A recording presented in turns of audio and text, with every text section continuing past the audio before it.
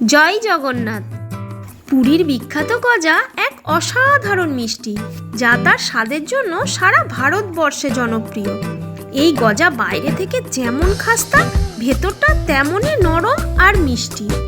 আজ টিনার রান্নাবাড়িতে এই মুচমুচে সুস্বাদু খাস্তা গজা বাড়িতেই খুব সহজে কিভাবে বানিয়ে নেওয়া যায়, চলো দেখে নিই।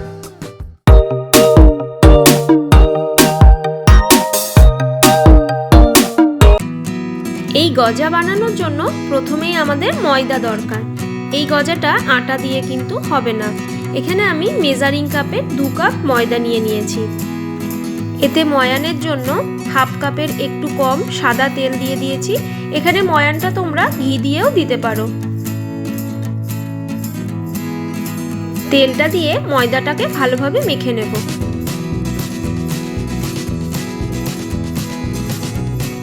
এখানে ময়ানটা একটু বেশি পরিমাণেই দিতে হবে, না হলে গজাটা খাস্তা হবে না। ময়ানের পরিমাণ ঠিকঠাক হয়েছে কিনা সেটা বোঝার জন্য এইভাবে ময়দাটাকে ডেলা পাকিয়ে দেখে নিতে হবে ঠিকঠাক দলা পাকছে কিনা। দেখো কত সুন্দর দলা পেকে গেছে, তার মানে ময়ানটা ঠিকঠাক দেওয়া হয়েছে। এখন নর্মাল টেম্পারেচারে জল দিয়ে এটা ভালোভাবে শক্ত করে মেখে নেব। যেমন রুটি, লুচি বা পরোটা মাখা হয় তার থেকে একটু শক্ত করে এই ময়দাটা মেখে নিতে হবে। এই গজা তৈরির জন্য বেশ ধৈর্যের প্রয়োজন হয়। আর একটু জল লাগবে মনে হচ্ছিল এর মধ্যে, তাই অল্প একটু জল দিয়ে আরেকবার ভালোভাবে মেখে নিলাম।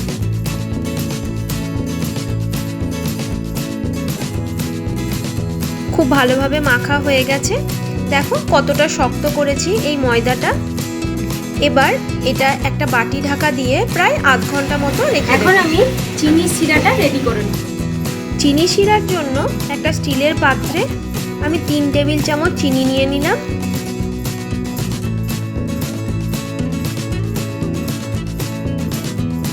এবার নর্মাল টেম্পারেচারে 1 কাপ মতো জলের মধ্যে নিয়ে নিলাম।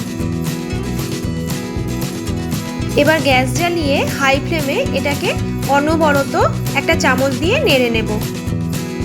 যখন এটা ফুটতে শুরু করবে এর মধ্যে 2টো এলাচ একটু থেতো করে দিয়ে আরও 1 থেকে 1.5 মিনিট ফুটিয়ে নেব।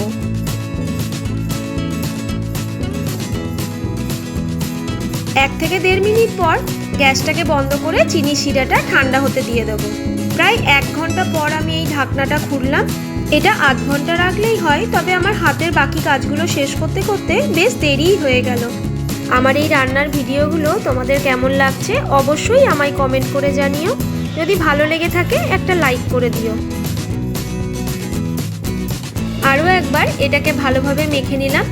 এবার এর থেকে এক একটা করে লেচি কেটে নেব।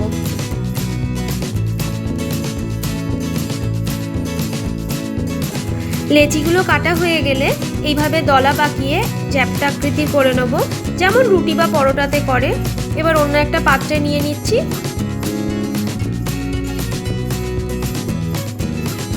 এবার এক একটা করে লেচি নিয়ে ময়দা ছড়িয়ে যতটা সম্ভব পাতলা করে বেলে নেব।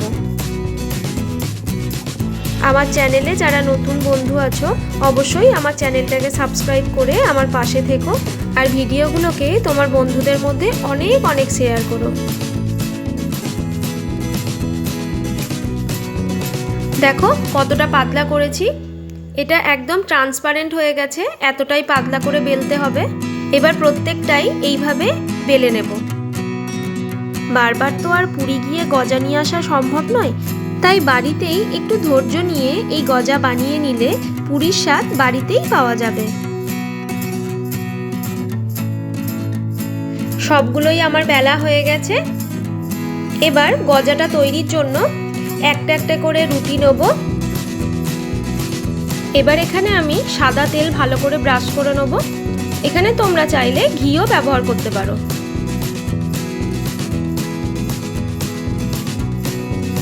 তারপর একটু বেশি করে ময়দা নিয়ে উপরে ভালোভাবে ছড়িয়ে দেব। এবার এর উপরে আরও একটা রুটি দেব। আবারও এর মধ্যে তেল ব্রাশ করে ওই একইভাবে ময়দা ছড়িয়ে পরপর 5টা রুটি আমি এর মধ্যে দিয়ে দেব।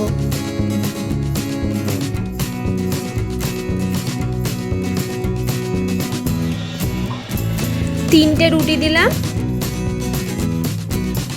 4টে দিলাম, শেষ 5 নম্বর রুটিটাও দিয়ে দিলাম। এবার একসঙ্গে এটাকে খুব হালকা হাতে রোল করে নেব। দেখো ঠিক এইভাবে।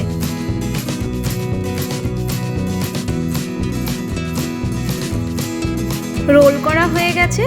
এবার এর মুখটা যাতে খুলে না যায় সেজন্য জল দিয়ে ভালোভাবে এঁটে নেব। তোমরাও একবার এইভাবে বাড়িতে গজা বানিয়ে দেখো, একবার খেলে বারবার খেতে ইচ্ছে করবে। এখানে আমার ছেলে হঠাৎ করে এসে বলছে, মা তুমি এতগুলো রুটি একসাথে নিয়ে কি বানাচ্ছো এটা?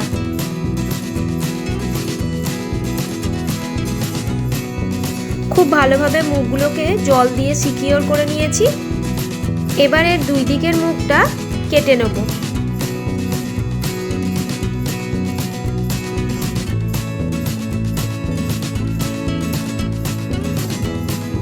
এখন গজার জন্য একটা একটা করে এইভাবে রোল থেকে কেটে নেব। এই গজা তৈরির জন্য ময়ান দেওয়া থেকে শুরু করে প্রতিটা টুকরো সঠিক আকারে কাটা, তারপর তেলে ভাজার প্রতিটা ধাপই একটু মনোযোগ দিয়ে করতে হবে।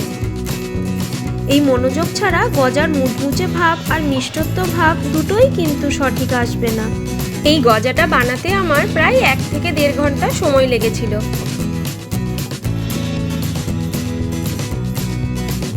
সবগুলোই আমার কাটা হয়ে গেছে। দেখো কত সুন্দর লেয়ারগুলো বোঝা যাচ্ছে।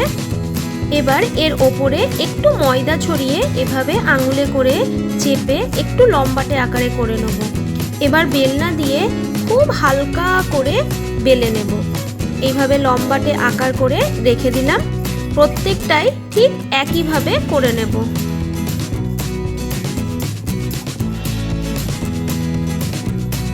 আর যেগুলো যেগুলো মনে হচ্ছে একটু মুখটা খোলা সেগুলোকে জল দিয়ে ভালোভাবে আটিয়ে নিতে হবে, না হলে তেলে দিলে এগুলো ছেড়ে যাবে।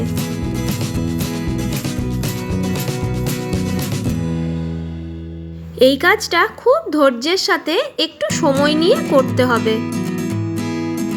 দেখো কতটা হালকাভাবে এটা করছি আমি। সবগুলোই এবার ভাজার জন্য রেডি হয়ে গেছে। আমি এখানে 5-5-10টা রুটি থেকে 9টা 18টা গজা বানিয়েছি। এবার এগুলোকে ভেজে নেওয়ার পালা। এখানে একটা কড়াই গরম করে সাদা তেল দিয়ে দিলাম। আর এই গজাগুলো ডুবো তেলেই ভাজতে হবে।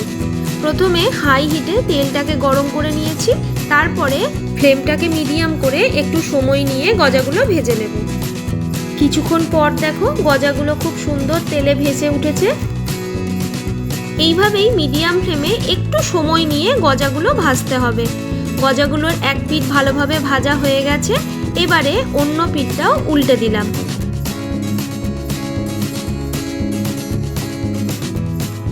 দেখো প্রত্যেকটা গজাই প্রায় বাদামি বর্ণের হয়ে গেছে। এবার এগুলোকে তেলটা একটু ঝরিয়ে তুলে নেব।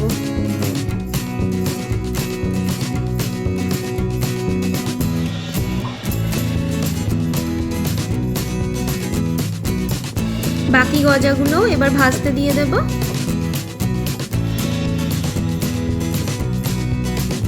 ওই একইভাবেই তেলটাকে প্রথমে হাই হিটে গরম করে ফ্লেমটাকে মিডিয়াম করে একটু সময় নিয়ে গজাগুলোকে ভেজে নেব। গজাগুলো ভাজা হতে থাক, ততক্ষণে এই ভাজা গজাগুলোকে চিনির শিরায় ডুবিয়ে তুলে নিই। এইভাবেই চিনির শিরাতে গজাগুলোকে দিয়ে ভালোভাবে চিনির শিরা দিয়ে ভিজিয়ে 1 মিনিট মতো রেখে এগুলোকে তুলে নেব। এবার এই গরম গরম মুচমুচে খাস্তা গজা ভগবানকে নিবেদন করার জন্য একদম রেডি। দেখো গজাগুলো কতটা লোভনীয় হয়েছে। এই গজা একবার খেলে বারবার খেতে ইচ্ছা করবে। এই গজা তৈরি রেসিপিটি তোমাদের কেমন লাগলো অবশ্যই আমায় কমেন্ট করে জানিও। যদি ভালো লেগে থাকে অবশ্যই একটা লাইক করে দিও। আর নিত্য নতুন বিভিন্ন রকম রান্নার ভিডিও পেতে আমার চ্যানেলটাকে সাবস্ক্রাইব করে নিও। প্রত্যেকে ভালো থাকবে, সুস্থ থাকবে।